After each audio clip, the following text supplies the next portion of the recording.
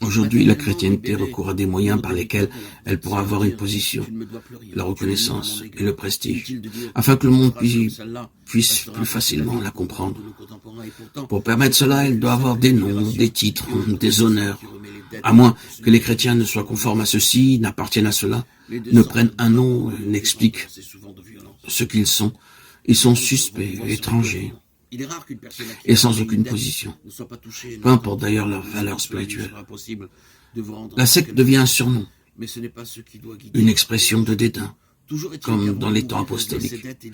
À partir de cette attitude, l'influence de la chrétienté s'est accrue, elle a grandi. Mais cette question oppresse beaucoup d'esprits sérieux et honnêtes. La valeur intrinsèque de ce qui se voit aujourd'hui supporterait-elle la comparaison avec ce qui existait au commencement? N'est-il pas impressionnant de voir que là où il y a eu un profond, riche et efficace commencement, et qui a été accepté par le monde, particulièrement par le monde religieux, les marques d'une perte spirituelle sont de plus en plus évidentes. Combien cela est vrai pour beaucoup de ministères et d'instruments initiés par Dieu. À partir du moment où quelque chose de céleste avec une histoire spirituelle coûteuse et profonde avec un réel impact de la présence divine s'est développé et institutionnalisé ultérieurement, pour avoir une bonne position devant les hommes avec toute sa grandeur et ce qui impressionne naturellement, elle est devenue une ombre très pâle par rapport à la simple profondeur et la puissance spirituelle d'origine. Il n'y a désormais plus de petits ou de grands mystères en ce qui les concerne. Il n'y a rien d'inexplicable et d'énigmatique, car tout cela peut être essentiellement attribué aux capacités humaines. Permettez-moi de préciser une chose. Nous ne disons pas que c'est une chose mauvaise pour des chrétiens, dans la vie privée, avoir mérité des honneurs, des titres, des diplômes. Non.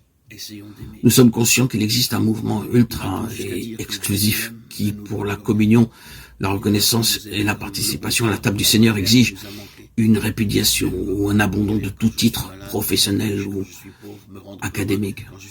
Cela, nous ne l'admettons pas du tout. Ces choses ont leur place dans leurs domaines respectifs. Ce que nous disons, c'est que si la chrétienté cherche à faire de ces choses la base de sa force, de son attirance ou de son statut, elle se détournera irrémédiablement du droit chemin et souffrira pour finir la perte de son pouvoir spirituel. Le monde ne nous connaît pas et toute tentative pour mettre l'importance des capacités humaines à la place de ce secret surnaturel sera désastreuse.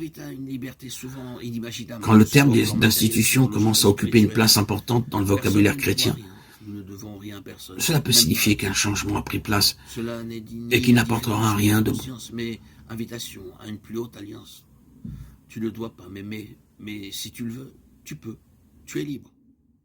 Je ne dois pas t'aimer. Si je t'aime, je suis libre.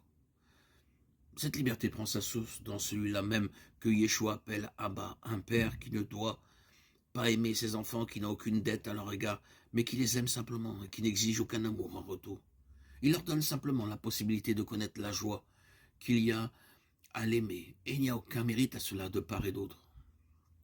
Yeshua ne règle pas ses comptes avec Yahweh, il ne paye pas les dettes d'Adam, la dette qu'a contracté l'humain envers son Créateur par le simple fait d'exister. Il aime son Père, notre Père.